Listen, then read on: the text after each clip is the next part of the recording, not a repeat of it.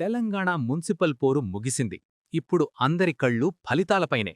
రాష్ట్రవ్యాప్తంగా 116 మున్సిపాలిటీలు, 7 కార్పొరేషన్లకు జరిగిన ఈ పోలింగ్లో ఓటర్లు భారీగానే తరలివచ్చారు. మొత్తం మీద 73.01% పోలింగ్ నమోదైంది. అయితే 2020తో పోలిస్తే ఇది స్వల్పంగా తగ్గింది. మున్సిపాలిటీల్లో 75% పైగా పోలింగ్ జరిగితే కార్పొరేషన్లలో మాత్రం 66%కే పరిమితమైంది. అయితే ఇక్కడొక విశేషం. పురుషుల కంటే మహిళలే ఎక్కువ ఓటేశారు.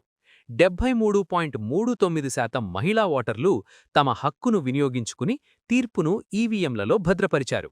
ఇక ఏరియాల వారీగా చూస్తే యాదాద్రి భువనగిరి జిల్లా Choutuppal all time record create చేసింది.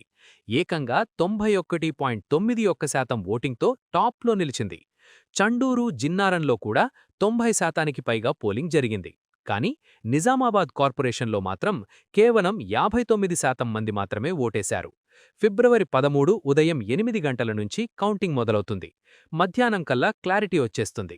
ఈ గెలుపోటముల తర్వాత ఫిబ్రవరి 16న మేయర్లు, చైర్మన్ల పరోక్ష ఎన్నికలు జరగనున్నాయి. అటు గులాబీ దళం, ఇటు కాంగ్రెస్, బీజేపీ ఎవరి ధీమాలో వారున్నారు. మరి మీ ఊరిలో ఎవరు గెలుస్తారని మీరనుకుంటున్నారు? వెంటనే కింద కామెంట్ చేయండి.